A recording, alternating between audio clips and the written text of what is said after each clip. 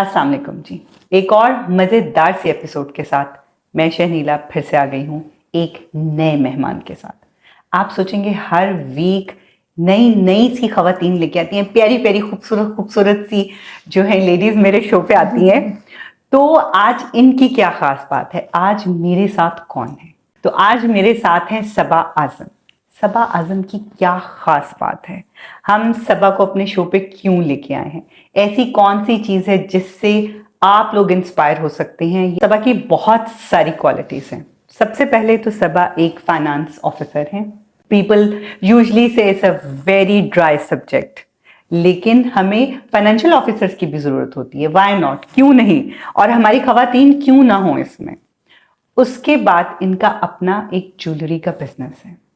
आप इनको देख के देख सकते होंगे कितनी खूबसूरत सी ज्वेलरी इन्होंने खुद भी पहनी हुई है। तो इनका ज्वेलरी का अपना एक बिजनेस है, और जो एक सबसे अच्छी और मुझे लगता है जिसकी वजह से आज हमने इनको यहाँ पे इनवाइट किया है, वो है बिजनेस नेटवर्किंग। लोगों को जो भी खवातीन अपने बिजनेस स्टार्ट करना चाहती हैं, या वो स्टार्ट कर चुकी होती हैं लेकिन स्ट्रगल कर रही होती हैं, उनसे नेटवर्किंग नहीं हो रही होती, उन्हें समझ नहीं आता लोगों से कांटेक्ट कैसे करें, तो ये नेटवर्किंग की ट्रेनिंग भी देती हैं।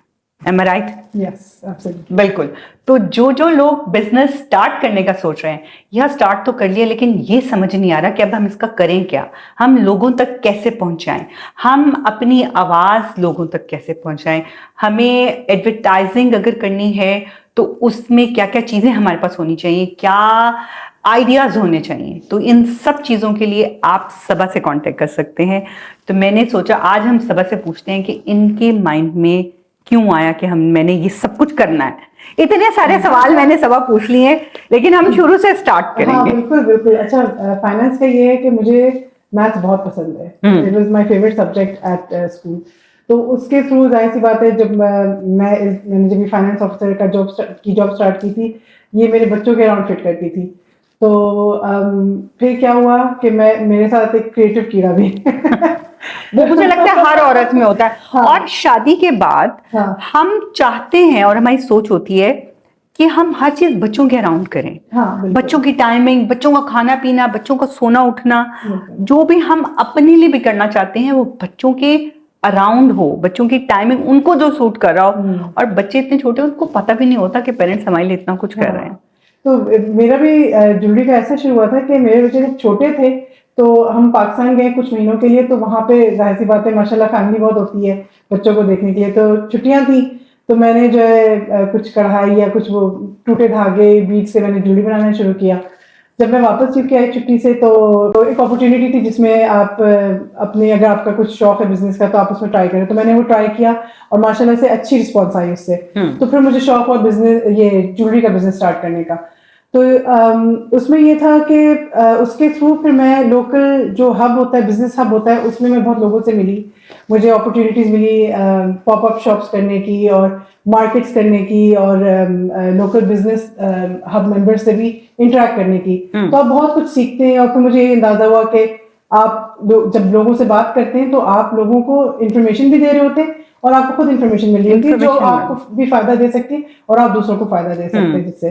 तो कम्युनिटी जो होती है वो बहुत एक अच्छा रोल प्ले करती है। यानी आप अपने जिस भी एरिया में रहते हैं, आप अपने घर से निकलें, आप वहाँ पे जो छोटे छोटे जो कम्युनिटी हॉल्स होते हैं वहाँ पे बड़ा कुछ हो रहा होता है और हमें घर में बैठे पता नहीं होता कि क्या हो रहा है। आप जब लोगों से मिलते हैं, आपको अपॉर्चुनिटीज मिलती हैं चीजें करने की, वरना लोग घर में बैठे कहते हैं कि मुझे तो पता ही नहीं क्या करूं। हाँ, छोटे बच्चे जिनके पास होते हैं ज्यादातर, वो उनके लिए होता है कि उनकी लाइफ इतनी बिजी हो जाती है कि मुझे लगता है उनको फिर भी थोड़ा सा टाइम निकाल के अपने लिए देना चाहिए। बिल्कुल। बल्कि कम्युनिटीज में ऐसी चीजें हो रही थी जिसमें आप बच्चों के लिए होती हैं, लेकिन एज अ पेरेंट आप जाते हैं तो आप भी इन्वॉल्व होते हो। आप भी कुछ सीखते हैं उससे। बिल्कुल। जरूरी नहीं होता कि सिर्फ नर्सरी सेशंस में आप लेके जाएं। एक्चुअली जब आप अपने कम्युनिटी सेंटर्स में जाते हैं, वहां पे बच्चों के भी फ्रेंड्स बनते हैं, आपको नेबर्स के बारे में पता लगता है, आपको ये पता लगता है कि अच्छा हमारे इर्द गिर्द हम लोगों की कम्युनिटी से कितने लोग हैं, बिल्कुल। हमारे बैकग्राउंड से कितने लोग हैं, आप फ्रेंड्स बनाते हैं और फिर बच्चों के तो बनते बनते हमारे भी साथ साथ बनते हैं और ऐसी अपॉर्चुनिटीज पता लगता है। अच्छा अभी अब समर फेयर होगा, जी। आप कोई कोई मंथली कोई इस तरह की चल रही है चीज, तो जिसमें आपके पास जो भी टैलेंट है आप उसको शोकेस कर सकते हैं। और बल्कि मैं तो कहती हूँ कि बच्चों को भी आप इंकरेज करेगा, आपके जी। बच्चे इतने बड़े हैं कि आप उनको इस चीज में आप उनको एक्सपोज कर सकें, कि एक्सपोजर दे सकें कि बिजनेस साइड ऑफ थिंग्स। जैसे फॉर एग्जांपल मेरे बच्चों के साथ यही था कि एक दफा समर फेयर हुआ था और मेरे बच्चों ने जो है वो बनाई थी फ्लावर पेन्स, और फिर और एक बच्चे ने जो है केक बेक किए थे। तो उसमें ये था कि उन लोग को भी एक वो मिल रहा था, मैंने अपनी ज्वेलरी रखी हुई थी, उन्होंने अपनी चीजें रखी हुई थी, और था वो समर फेयर तो सारी फैमिलीज आई हुई थी, तो उनको भी एक स्किल काइंड ऑफ एक एक्सपोजर मिलता है और ये भी हाँ। होता है कि अच्छा we can do something. Exactly जरूरी नहीं है कि हमने सिर्फ पढ़ना ही है या हमने यूनी खत्म करके ही कुछ काम स्टार्ट करना है। हाँ। हम लोग इस एज में भी कुछ ना कुछ कर सकते हैं, साथ साथ एक एज अ हॉबी कर सकते हैं। और अच्छा जब उनको उससे थोड़े से पैसे आते हैं उनको वो भी अच्छा लगता है कि वी आर अर्निंग समथिंग ना। और अपना पैशन परस्यू करना बहुत जरूरी है, खासकर हमारी कम्युनिटीज में, हमारी देसी कम्युनिटीज में मैंने देखा है कि हम साइंस मैथ्स इंग्लिश पे बहुत जोर देते हैं, लेकिन जो क्रिएटिव साइड क्रिएटिव एलिमेंट्स उस पर नहीं देते इतना। और ये चीज मैंने जब मैं वाइट सिटी में रहती थी वहां पे, तो मैंने ये चीज बहुत देखी कि जो खासकर जो लो इनकम फैमिलीज होती हैं या जो देसी कम्युनिटीज, जो नॉन इंग्लिश क्या कहते हैं नॉन वाइट कम्युनिटीज या देसी कम्युनिटीज होती हैं, ये ज्यादा पैसे जो है they are more willing to pay for maths English science tuition. हाँ, लेकिन जब rather than other arts and crafts में एक्सपोजर नहीं मिलता। तो I actually I don't know if you want to keep this on there, it's fine if you want to, लेकिन मैंने actually जो है फंडिंग मुझे मिली थी to deliver jewellery making workshops for children for low income families, और उसमें इतना अपटेक था, इतने बच्चे आए थे कि मुझे हैरानी हुई थी कि इट वाज गुड टू सी। मगर वही एहसास आपको होता है ना कि ये चीजें आमतौर पे ऑफर नहीं की जाती हैं, इतनी इजीली अवेलेबल नहीं होती, जिस वजह से इतने ज्यादा बच्चे आए। आई थिंक हम लोगों के ब्रेन इस तरह से सेट हुए हैं, माइंड ऐसे सेट हुए हैं कि आपने बच्चों को सिर्फ पढ़ना है पढ़ना है पढ़ना है, कुछ और करके टाइम वेस्ट करोगे। मतलब हम ये इस तरफ होते हैं, कुछ और नहीं करना, सिर्फ पढ़ना है सिर्फ पढ़ना है, कुछ और में लग जाओगे तो टाइम वेस्ट होगा, कोई कोई कोई जरूरत नहीं है, अभी सिर्फ पढ़ो और कुछ मत करो। बिल्कुल। लेकिन अगर वो बच्चा अपनी पढ़ाई में अच्छा नहीं कर सकेगा विद एनी रीजन, क्योंकि जरूरी नहीं कि हर बच्चा पढ़ाई में अच्छा हो, और बहुत से लोग हैं जो पढ़ाई में अच्छे नहीं है लेकिन आज they are on like they running their own businesses, they're doing very very well।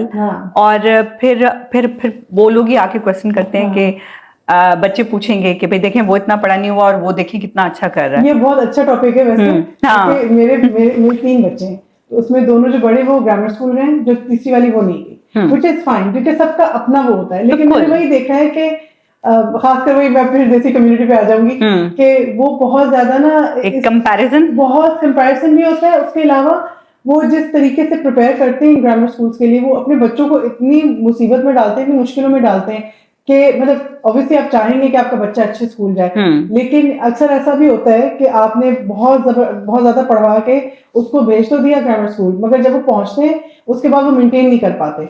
तो वो ना एक ऐसा करना चाहिए कि या तो आप बहुत पहले से स्टार्ट करें और स्लोली एंड ओवर टाइम आप करें, मगर ये कि किसी को फोर्स करना उस चीज पे जो आपको पता है कि नेचुरली वो नहीं है। जैसे फॉर एग्जांपल एक बच्चा है, उसको आर्ट्स पसंद है या लैंग्वेजेस पसंद है, उसको कहेंगे तुम डॉक्टर बनोगे, बिल्कुल ये बड़ा वो हो जाता है। बिल्कुल। एक्चुअली जो ग्रामर स्कूल्स, जो कॉन्सेप्ट इस मुल्क में ग्रामर स्कूल्स का है वो ये है कि जो नेचुरली स्मार्ट बच्चे हैं, सिलेक्टिव बच्चे, वो उस स्कूल में जाएं, ये कॉन्सेप्ट था। लेकिन हम एशियंस ने, हम लोगों ने इसको बहुत बड़ा कंपटीशन बना दिया कि मेरा बच्चा भी जाएगा, और इस चक्कर में बहुत से पेरेंट्स हैं जो ईयर 1 ईयर 2 से बच्चों की ट्रेनिंग स्टार्ट कर देते हैं और उनको कोई और एक्टिविटी, कोई आफ्टर स्कूल क्लब कुछ नहीं करने देते। उनको तो सिर्फ पढ़ोगे, तुमने ग्रामर स्कूल जाना है, यानी तुम ग्रामर स्कूल गए और तुमने किला फतह कर लिया। इट्स नॉट, आपको पता ही नहीं है, ट्रस्ट मी, आपको पता ही नहीं है कि बच्चे की जो स्ट्रगल शुरू होनी है ना, वो ये नहीं है। ये नहीं है। जब बच्चे ने यूनी जाना है या अपनी जॉब पे जाना है, उन्होंने आपसे पूछना भी नहीं कि कौन से स्कूल गए। हाँ बिल्कुल बिल्कुल।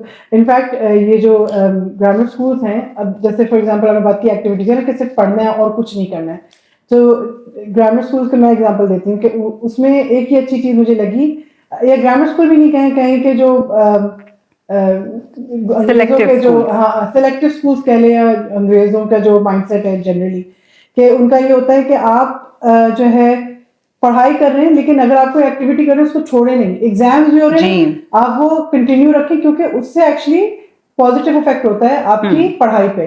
अगर आप कोई एक्टिविटी, आपने वीकली एक्टिविटी रखी हुई है कोई स्पोर्ट्स रिलेटेड, तो उसमें ये होता है कि दिमाग आपका थोड़ा सा ना आपको ब्रेक मिलता है पढ़ाई से, मिलता है, तो then you are more effective when you are studying. तो ये चीज है। मेरी खुद जो बेटी है वो ग्रामर स्कूल से पढ़ी हुई है। अच्छा। और मेरे जो 2 बेटे हैं वो ग्रामर स्कूल में नहीं पढ़े हैं, क्योंकि जो हमारे अनफॉर्चुनेटली जो हमारे एरिया का ग्रामर स्कूल है for boys that was not that good, जो होना चाहिए था। तो मैंने उनको ग्रामर स्कूल ट्राई ही नहीं करवाया, वो इंडिपेंडेंट स्कूल गए। मुझे लगा स्टेट स्कूल से इंडिपेंडेंट स्कूल जो है वो इज बेटर। लेकिन at the end of day जब आप अपने बच्चों को यूनी के लिए पहुंचते हैं, यूनी एडमिशन्स के लिए पहुंचते हैं, तो वो लोग इंडिपेंडेंट स्कूल को प्रेफरेंस नहीं देते। अच्छा, I didn't know that. Yes, उनको लगता है कि इंडिपेंडेंट स्कूल के बच्चे प्रिविलेज्ड हैं। ओह, इंटरेस्टिंग। तो उनको प्रेफरेंस नहीं दी जाती। So that is another। मैंने पीएचडी कर छोड़ी है इस पे बात करने लगे तो पता नहीं क्या होगा। तो हम आ जाते हैं घूम के वापस आपकी तरफ, जो हमने आपसे स्टार्ट किया।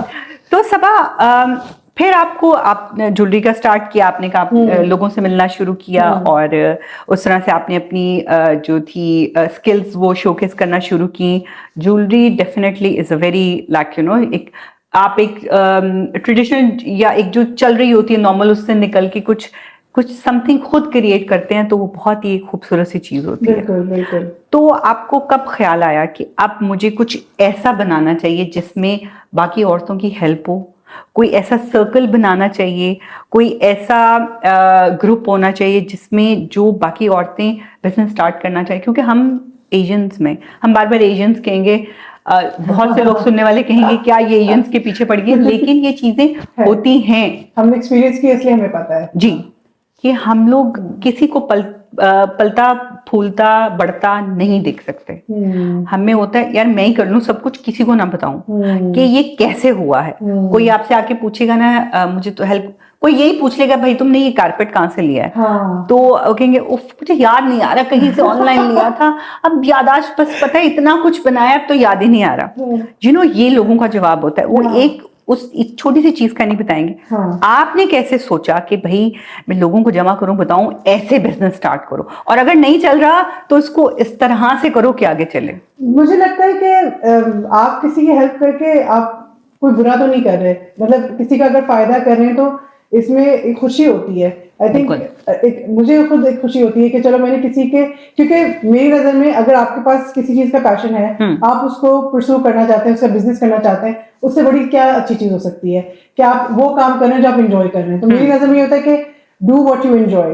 तो इसी तरह से जब मैं वही बिजनेस करी तो मुझे यही हुआ कि बहुत सारी चीजें लोगों को नहीं पता, और इत्तेफाक है कि पिछले कुछ सालों से जब से मैंने बिजनेस स्टार्ट किया मैं लोगों से मिलती रही हूँ, इवेंट्स जब किए हैं, ऑर्गेनाइजर्स हो गए, अटेंडीज हो गए, एग्जिबिटर्स हो गए, किसी ना किसी से बात करके ऐसा लगता है कि अच्छा चलो इसकी हेल्प हो रही है। वो कभी कहते हैं हम आपसे टच में होंगे इस वजह से, तो फिर एक कम्युनिटी बनती गई। ओवर टाइम ये हुआ है, एकदम से नहीं, एकदम से तो कुछ भी नहीं होता। ओवर टाइम एक कम्युनिटी बनती गई। फिर एक और भी एक एलिमेंट है मेरा सबा शोकेस, जिसमें मैं बिजनेसेस को इंटरव्यू करती हूँ, लेकिन ये थोड़ा सा डिफरेंट उसमें है कि you don't have to be a business. तो ये मैंने लॉन्च किया जनवरी में सर। अच्छा। और फिर वो एक बड़ा लॉन्च था, उसमें काफी औरतें आई थी और वो काफी अच्छा उसका रिस्पॉन्स आया था। तो उसी के थ्रू फिर अब स्मॉलर सेशंस कर रही हूँ मैं। अभी तो एवरी क्वार्टर हो रहा है, इंशाल्लाह अगर ज्यादा बढ़ेगा तो फिर होपफुली एवरी इंशाल्लाह। तो सवा सर्कल में ये होता है कि हम सब मिलके बैठेंगे, स्मॉलर ग्रुप ऑफ वुमेन होगा, उसमें ये कि सब अपना बिजनेस इंट्रोड्यूस करते हैं, फिर उसके बाद एक एक करके अपना एक विन बताते हैं, लाइक एक अच्छी चीज जो आपके बिजनेस में हुई, क्योंकि सबको अच्छा लगता है सुन के ना, दूसरों के साथ एनकरेजमेंट मिलती है, आपको आइडिया भी मिलता है कि चलो इसने इस तरह से किया तो उसके लिए अच्छा हुआ, तो शायद मैं भी इस तरह से करूँ तो अच्छा होगा, इंस्पिरेशन लेते हैं एक दूसरे से ना। exactly. फिर उसके बाद एक एक जो है स्ट्रगल, आपके क्या इश्यूज चल रहे हैं, क्योंकि आई थिंक ये चीजें डिस्कस नहीं होती। नेटवर्किंग इवेंट्स बहुत होते हैं, उसमें आप लोगों से मिलते हैं, लेकिन मुझे लगता है कि जब मेरे दिमाग में होता है कि जब भी कोई नेटवर्किंग इवेंट में जाता है वो कहता है मेरा क्या फायदा होगा, जो कि अंडरस्टैंडेबल है, लेकिन कभी कभी आपको जाना पड़ता है ऐसे इवेंट्स में ये सोच के कि मैं किसी के क्या हेल्प कर सकती हूँ, मैं किसी की क्या हेल्प कर सकती हूँ। तो ये इसमें ना दोनों चीजें आ जाती है कि आपको भी हो लेकिन आप भी किसी की हेल्प कर ले, तो फिर वो जो भी वो उनका इशू होगा फिर उसको डिस्कस करेंगे, तो फिर ये कि एटलीस्ट एक सोल्यूशन निकले, किसी ना किसी के लिए एक सोल्यूशन जरूर निकले। बिल्कुल। तो इसका मैंने पायलट सेशन किया था 2 साल पहले, जो कि काफी सक्सेसफुल रहा था अल्हम्दुलिल्लाह, तो उसी के थ्रू फिर मैंने फाइनली इस साल जाके मैंने फिर लॉन्च किया ये, तो बस I think that's what motivates me to help others to see them succeed. अच्छा, मुझे लगता है कि लोग अपनी सक्सेस तो बड़ी खुशी खुशी शेयर करते हैं कि मैंने ये फतह कर लिया, मैंने ये सर कर लिया, देखो यहाँ पहुंच गया, लेकिन जब आप कहते हो ना अपनी स्ट्रगल बताओ, बहुत से लोग हेजिटेट भी करते हैं कि मैं बताऊंगा तो लोगों को लगेगा मैं तो फेल हो गया हूँ। लेकिन अगर हम इस सर्कल में इस तरह की चीजों में ये सोच के आए कि मेरे कुछ शेयर करने से मुझे हेल्प मिलेगी, क्योंकि देखें हर बंदा डिफरेंटली सोचता है। आप डिफरेंट सोचती हैं, मैं डिफरेंट सोचती हूँ, लेकिन हम अपने माइंड में ये सोच रहे होते हैं जैसा मैं सोच रहा हूँ शायद यही ठीक है या सब यही सोच रहे हैं। लेकिन जब आप चीजें डिस्कस करते हैं उससे क्या होता है कि दूसरे बंदे के माइंड से कोई बहुत अच्छा आइडिया आ जाता है जो आपने पहले सोचा ही नहीं होता, आपके माइंड में वो आइडिया आया ही नहीं होता, बट हम ये सोच होते हैं कि मैंने सब कुछ सोच लिया है, सिर्फ ये हो सकता है, इसके अलावा कुछ और नहीं हो सकता, यू नो। लेकिन जब आप डिस्कस करते हैं तो आपको हो सकता है उस चीज को मैं नेगेटिव सोच रही हूँ, लेकिन आप उसको पॉजिटिव सोच रही हूँ। आज एग्जांपल ऐसा हुआ ना, जब मैं आई आपसे मिली, मैंने कहा ना मैं नर्वस हो रही हूँ, आपने कहा ना कि क्यों नर्वस हो रही हूँ, जो डिस्कशन हुई उसके बाद मैं थोड़ा सा अब रिलैक्स हूँ, लेकिन वही होता है ना कि I think at that time you are thinking कि पता नहीं क्या होगा, जब तक बात नहीं की होती, क्योंकि ज्यादातर एक्चुअली ये होता है कि मेरे जो गेस्ट होते हैं या तो मैं उनसे बिल्कुल भी पहले नहीं मिली होती या फिर कहीं सिर्फ हेलो हाय हुई होती है। तो जैसे हम लोग 2 दफा मिल चुके हैं, लेकिन बहुत सरसरी सा कि कहीं मिले, इस्लाम दुआ कैसी हैं, सब ठीक है, इस तरह का। लेकिन जब आप किसी को 1-to-1 जानते हो वो टोटली डिफरेंट होता है। मैं भी ऐसे किसी के पास जा रही हूँ, मैं भी सोचूंगी यार मुझसे क्या क्वेश्चन करें, मुझसे क्या पूछने वाले हैं ना, क्या होगा क्या नहीं, लेकिन माशाल्लाह आप खुद इतना अच्छा बोलती हैं तो क्यों नहीं। मैं कह रही थी ना कि ऑफलाइन जो है थोड़ा सा आप एक फ्लो में बोलते हैं, फिर जैसे कैमरा सामने आता है आपको लगता है कि आप पता नहीं बोल पाओगे कि नहीं, लेकिन ये कि आप सोचे कैमरा है ही नहीं। हाँ बिल्कुल। वेरी गुड माशाल्लाह, रिलैक्स हुआ है जी, अल्हम्दुलिल्लाह। तो अगर देखें सबा, मैं आपके पास आती हूँ, मैं कहती हूँ कि भाई मैंने पॉडकास्ट स्टार्ट किया है और मैं चाहती हूँ लोगों के साथ कनेक्ट होना, या मैं अपने पॉडकास्ट को प्रमोट करना चाहती हूँ कि लोगों को पता चले। एक्चुअली मेन रीजन यही होता है कि लोगों को पता चले कि ये चीज हो रही है एंड दे कैन पार्टिसिपेट, क्योंकि हर दफा बहुत से लोगों का मुझे पता नहीं होगा, लेकिन शायद किसी के थ्रू उनको पता होगा कि I am doing this thing and they can come and talk to me. तो मैं ऐसा क्या करूं जिससे ये थोड़ा प्रमोट हो। तो I think what you doing already which is networking आप कर रही हैं, और उसके अलावा जो है जब भी कोई आता है you talk about what you do, and कोई स्पेसिफिक टॉपिक्स हो तो you can just mention to your guest के मैं इस टॉपिक पे कर रही हूँ, do you know anybody, maybe have a broadcast list on WhatsApp के मैं इस पे टॉपिक पे कर रही हूँ, अगर आपको किसी का पता हो तो please put them in touch with me और put me in touch with them. इस तरह से social media is very good, क्योंकि उसमें मैं इंस्टाग्राम की ज्यादा बात कर रही हूँ क्योंकि मैं उसको ज्यादा यूज करती हूँ, लेकिन आई एम श्योर और भी एप्स पे होंगे ऑप्शंस, लेकिन फॉर एग्जांपल इंस्टाग्राम पे ये कि स्टोरीज पे एक तो जो आपके गेस्ट आ रहे हैं वो भी शेयर करेंगे, ठीक है, लेकिन आप अपनी स्टोरीज पे जैसे पोल डाल दें कि what's the next topic you would like to तो hear about, yeah. so there might be somebody जो वो टॉपिक चूज करे, they might know जो मुझे मेरे माइंड में अभी तक ना आया हो। बिल्कुल हाँ। और फिर दूसरा ये भी कर सकते हैं कि I'm doing a topic on this and this, please get in touch if this is you something you अगर आपका फॉटे है और अगर आप इस पे बात कर सकते हैं। हाँ, तो ये 2-3 ऑप्शंस हैं इस तरह से, लेकिन ये कि networking is the best option. हाँ, नेटवर्किंग बहुत जरूरी है। एंड आई थिंक वही है कि मैं इसको अपने उसमें एलिमेंट में ला रही हूँ कि जो लाइक मैं एक्सपीरियंस करती हूँ विद स्मॉल बिजनेसेस जो स्टार्ट करती कि वो कैमरे के सामने नहीं आना चाहती जी, कि उनको लगता है कि हम कैमरे के सामने आएंगे तो नहीं प्रेफर करती। ये नहीं कि नकाब करती हैं या हिजाब करती हैं, बस वो कंफर्टेबल नहीं होती, लेकिन ये कि ये चीज ऐसी चीज मुझे लगता है कि आप थोड़ा थोड़ा करके you get used to it, over time आपकी कॉन्फिडेंस बढ़ती है। तो ये कॉन्फिडेंस से रिलेटेड को भी बूस्ट करता है। आप अगर अपना कुछ भी स्टार्ट करिए, आपको खुद उसको फॉटे करना भी बहुत जरूरी है। आप जब तक खुद नहीं बताएंगी मैं ये काम कर रही हूँ, किसी को नहीं पता चलेगा, नहीं पता लगेगा। सबा एक दफा एडवर्टाइज करेंगी, 2 दफा करेंगी, तीसरी दफा तो आपको खुद ही करना है ना। बिल्कुल। तो आपने अगर कोई भी चीज स्टार्ट की है, कोई भी बिजनेस किया है, आप जैसा भी बोलते हैं लेकिन अपने लिए खुद बोलें। हाँ बिल्कुल। आप सिर्फ स्किल दे सकती हैं कि आप ये कर सकती हैं, आप मशवरे दे सकती हैं, आप चलें 2 दफा माइक लेके उनके आगे भी हो जाएंगी कि ये करें, लेकिन at the end of day तो उन्होंने खुद लेके चलना है। और ये चीज पता है ये मेरे साथ भी होती है कि इवन दो मैं लाइव आती भी हूँ और मैं अपना चेहरा दिखाती भी हूँ, लेकिन हर कुछ टाइम पे ना मुझे होता है फुल घबराहट होती है कि मैं कैसे आऊँ, लेकिन वही होता है कि you have to get over that. एक वो मेंटल ब्लॉक सा होता है, उसको आपको उससे आगे बढ़ना होता है कि नहीं आई कैन डू दिस, हो जाता है जी। मुझे थोड़ा सा होता था लाइव शोज में। जो लाइव शोज होते हैं ना, उनमें मेरा इस्लाम चैनल के साथ रहा है, तो उसमें बिल्कुल लाइव शोज होते हैं, कोई गलती की गुंजाइश होती ही नहीं है। तो उसमें थोड़ी सी घबराहट पहले शो में हुई थी, उसके बाद अल्हम्दुलिल्लाह। फिर एक मुझे हुआ था जब मैंने फर्स्ट अपीयरेंस करनी थी on stage, and I was literally कि मेरी टांगे बिल्कुल कांप रही थी कि मैंने कहा बस मैं आंखें बंद करके बोल दूं, कोई मुझे देखे ना। क्योंकि देखिए सिर्फ एक कमरे में बैठ के 2 लोगों का बात करना इज अ डिफरेंट थिंग, लेकिन एक ऑडियंस के सामने बोलना इट्स अ डिफरेंट थिंग। उस एक अपीयरेंस के बाद next one I was literally enjoying it कि ठीक है, वो एक डर निकल गया। सही, डर ही होता है, एक डर ही होता है ना, तो वो आपका फिर एक डर निकल जाता है। तो माशाल्लाह ये सब सर्कल चलाते हुए आपको इतना टाइम हो गया है। मैं थोड़ी सी क्यूरियस थी जानने में कि आपके साथ अब तक कितने लोग जुड़ चुके हैं।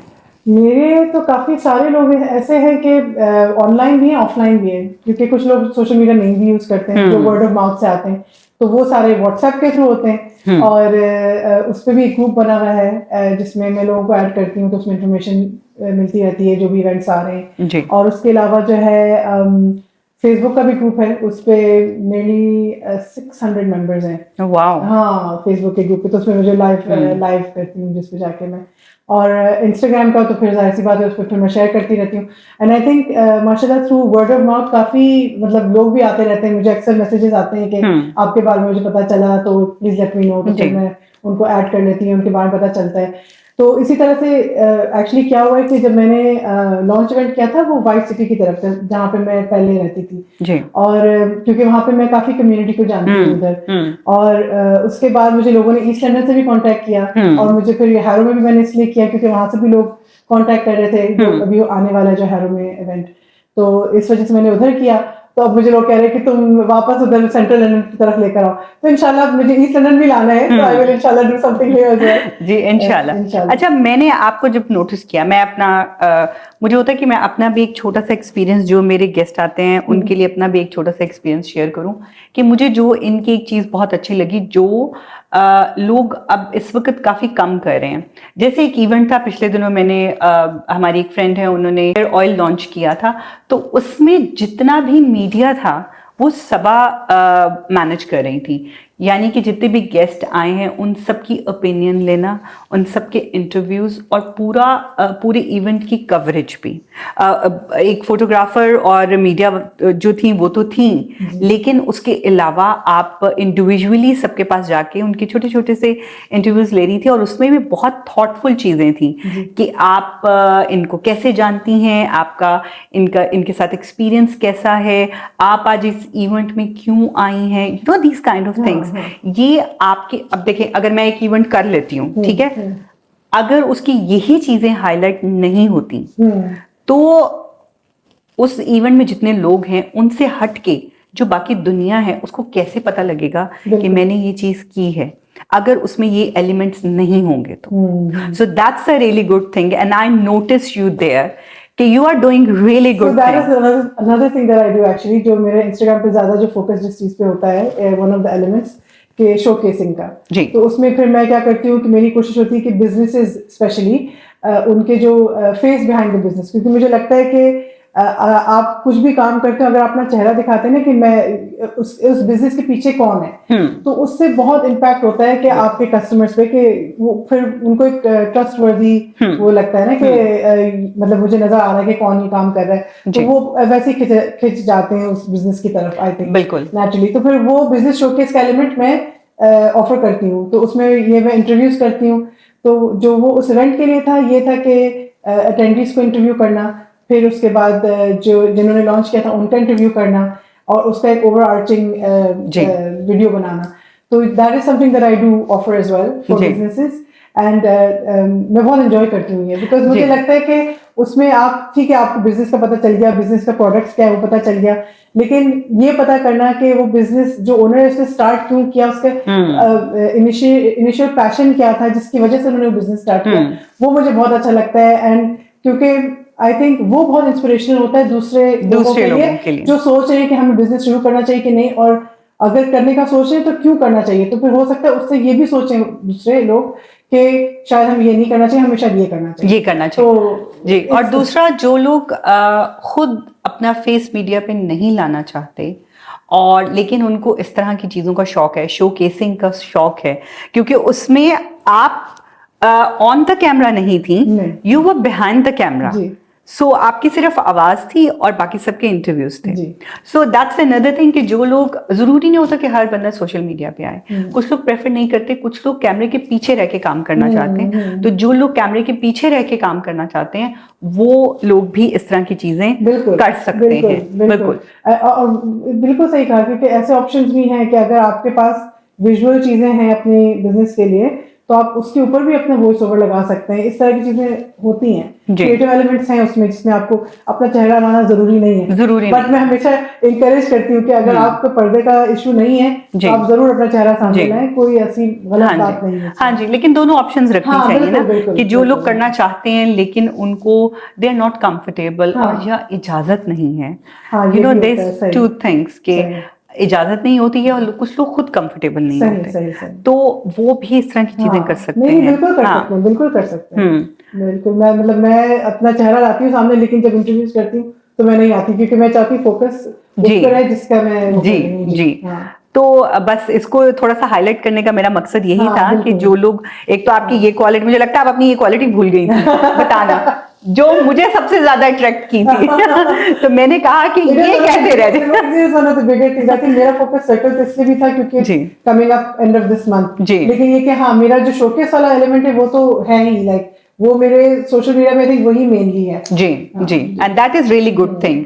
इसमें आपको इनसाइड स्टोरी पता चलती है, आपको उस बंदे की स्ट्रगल पता लगती है, आपको ये पता लगता है कि जो सारे गेस्ट आए हैं वो ऐसे बस ऐसे ही नहीं आ गए, एवं ही नहीं आ गए कि बस हमें बुलाया है तो हम आ जाएं, या हम सेल्फीज के लिए आए हैं, या हम इसको एडवर्टाइज करने के लिए आए हैं। उनका कुछ ना कुछ रिलेटेड होता है, उनकी अपनी सेंटिमेंटल कनेक्शन भी होता है, तो ये बहुत जरूरी है, ये बहुत जरूरी है। मुझे भाई जैसे मैंने कहा कि मुझे लोगों की स्ट्रगल्स पता करना बहुत अच्छा लगता है कि how they got to where they are. It's not easy, you know, it's not overnight. बस मैंने आपको बुक कर लेना